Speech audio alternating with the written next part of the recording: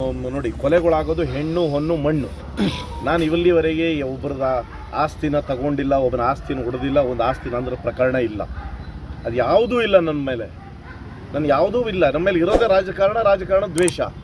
ನಾನು ಬರೋ ಸಲ ವಿಧಾನಸಭೆಗೆ ಸ್ಪರ್ಧೆ ಮಾಡ್ತೀನಿ ಅನ್ನೋ ದ್ವೇಷದಿಂದ ಆಗಿರ್ಬೋದು ಅನ್ನೋದು ನನ್ನ ಸ್ನೇಹಿತರಿಗೆಲ್ಲ ಅಭಿಪ್ರಾಯ.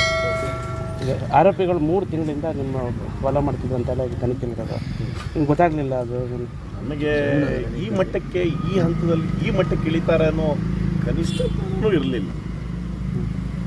ಸೊ ಹಾಗಿದ್ದಿದ್ರೆ ನಾನು ಪೊಲೀಸ್ ರಕ್ಷಣೆ ತಗೋತಿದ್ದೆ, ಇಲ್ಲ ನನ್ನ ಸ್ನೇಹಿತರು ಯಾವಾಗಲೂ ನನ್ನ ಜೊತೆಗೆ ಇರ್ತೀನಿ.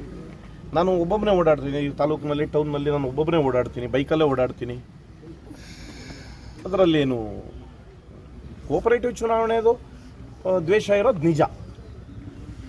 ಶಾಸಕರು ನನ್ನ ವಿರುದ್ಧನೇ ಮಾಡಿದರು, ಆದರೂ ಕೂಡ ನಾನು TMS ಅಲ್ಲಿ ನಮ್ಮ ತಂಡ ಅವರು ನಮ್ಮ ವಿರುದ್ಧ ಬಾಣಕ್ಕೆ ಸಪೋರ್ಟ್ ಮಾಡಿದ್ರು ಕೂಡ. ಈಗ RN ನಾಯಕನ ಮಗ ಇರೋದು ಯಾವ ಪಕ್ಷದಲ್ಲಿ? BJP ಪಕ್ಷದಲ್ಲಿ. ನಮ್ಮ ಶಾಸಕರು ಸಹಕಾರ ಮಾಡಿದ್ದು ಯಾವುದಕ್ಕೆ? BJPಗೆ. ಆದರೂ ಕೂಡ ನಾವು ಚುನಾವಣೆ ಗೆದ್ದಿದ್ದೀವಿ. ಯಾಕೆ? ಜನಕ್ಕೆ ಇಲ್ಲ, ಯುವಕರು ಬೇಕು, ಬದಲಾವಣೆ ಬೇಕು ಅನ್ನೋ ಭಾವನೆಯಿಂದ ಜನ ನಮ್ಮನ್ನು ಓಟ್ ಕೊಟ್ಟಿದ್ದಾರೆ, ನಾವು ಗೆದ್ದಿದ್ದೀವಿ.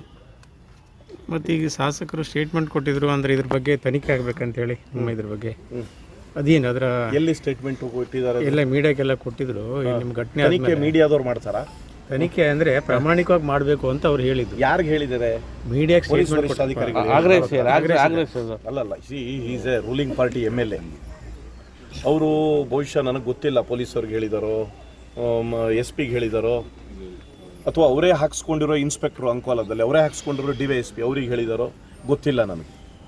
ನನಗೆ ಅದ್ರ ಬಗ್ಗೆ ಅವ್ರು ಸಂಪರ್ಕ ಮಾಡಿಲ್ಲ. ನನಗೆ ಈ ಕ್ಷೇತ್ರದ ಮಾಜಿ ಶಾಸಕರುಗಳು ಸಂಪರ್ಕ ಮಾಡಿದರು, ನನ್ನ ಆರೋಗ್ಯದ ಬಗ್ಗೆ ವಿಚಾರಿಸಿದ್ದಾರೆ. ನಾನು ಅವ್ರಿಗೆ ಧನ್ಯವಾದ ಹೇಳಿ.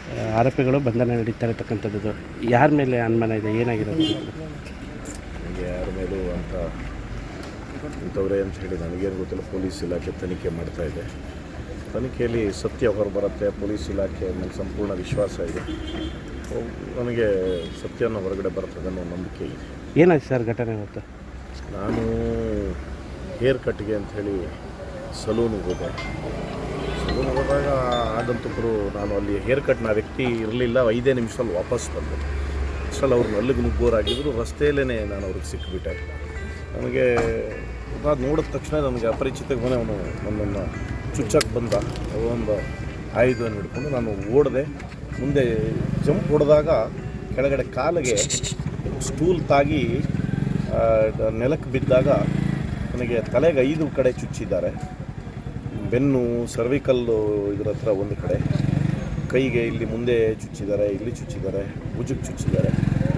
ಬಟ್ ಅಷ್ಟು ಅದೃಷ್ಟವಶಾತಲ್ಲಿ ನನಗೆ ನನ್ನ ಜೊತೆಗಿದ್ದಂಥ ರಾಘವೇಂದ್ರ ಅವರು ಬಂದು ಅವರನ್ನು ಒದ್ದಾಗ ನಾನು ಮತ್ತೆ ಎದ್ದು ಓಡಿ ಹೋಗಿ ಒಂದು ಎದುರುಗಡೆ ಇದ್ದಂಥ ಒಂದು ಹುಡುಗಿ, ಬ್ಯಾಂಕ್ನಲ್ಲಿದ್ದಂಥ ಹುಡುಗಿ ನನ್ನನ್ನು ಕರೆದು ಶಟ್ರಸ್ ಎಳೆದು ಲಾಕ್ ಮಾಡೋದು. ದೈವಿ ಅನುಗ್ರಹ, ಜನರ ಪ್ರೀತಿ, ನಾನು ತಂದೆ ತಾಯಿಗೂ ಪುಣ್ಯ, ನಾನು ಬಚಾವಾಗಿ ಇವತ್ತು ನಿಮ್ಮ ಎದುರುಗಡೆ ಇದೆ. ಏನು ದ್ವೇಷ ಇರ್ತದೆ ರಾಜಕೀಯದಲ್ಲಿ ನೀವು ಗುರುತು ಅಂತಿದ್ದೀರಲ್ಲ?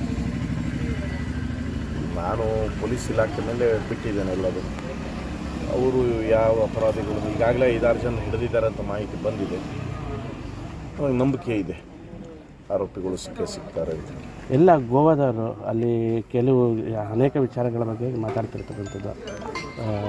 ಒಂದೇ ಸಮುದಾಯದವರು ಆಗಿದ್ದಾರೆ ಎಲ್ಲರೂ ಆರೋಪಿಗಳೆಲ್ಲ. ಏನು ಲಿಂಕ್ ನಿಮಗೆಲ್ಲರೂ ಬೇರೆ ಏನಾದರೂ? ಒಂದೇ ಸಮುದಾಯ, ಅದನ್ನು ನಾನು ಕೇಳಪಟ್ಟೆ.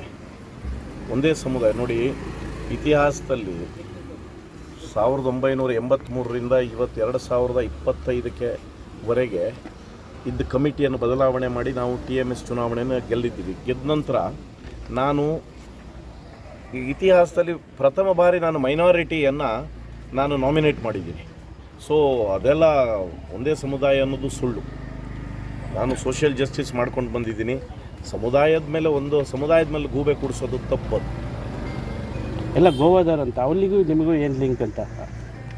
ಎಲ್ಲ ಸುಪಾರಿ ಅಂತ ಇದ್ದಾರೆ. ನನಗೆ ನಮಗೆ ಕಾರವಾರ ವಿಧಾನಸಭಾ ಕ್ಷೇತ್ರದವನಾದ್ದರಿಂದ ನನಗೆ ಅತ್ಯಂತ ಹತ್ತಿರದ ಏರ್ಪೋರ್ಟು ಗೋವಾ ಏರ್ಪೋರ್ಟ್. ಗೋವಾದಲ್ಲಿ ಬಂದು ಇಳಿತೀವಿ, ಗೋವಾದಲ್ಲಿ ಹತ್ತುತ್ತೀವಿ, ಬಿಟ್ಟರೆ ಗೋವಾಕ್ಕೆ ನಮಗೆ ಯಾವ ಸಂಬಂಧನೂ ಇಲ್ಲ. ಈಗ ತನಿಖೆ ಸರಿ ಇದೆ ಅಂತಾರೆ ಏನು?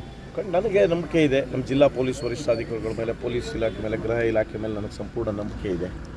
ಆರೋಪಿಗಳನ್ನು ಅವರು ಹಿಡಿತಾರೆ. ಕುತೂಹಲಕಾರಿ ಮಾಹಿತಿಗಾಗಿ ಕೂಜಳ್ಳಿ ಟೈಮ್ಸ್ ಚಾನಲ್ಗೆ ಸಬ್ಸ್ಕ್ರೈಬ್ ಆಗಿ, ಪಕ್ಕದಲ್ಲಿರುವ ಬೆಲ್ ಐಕಾನ್ ಅನ್ನು ಪ್ರೆಸ್ ಮಾಡಿ.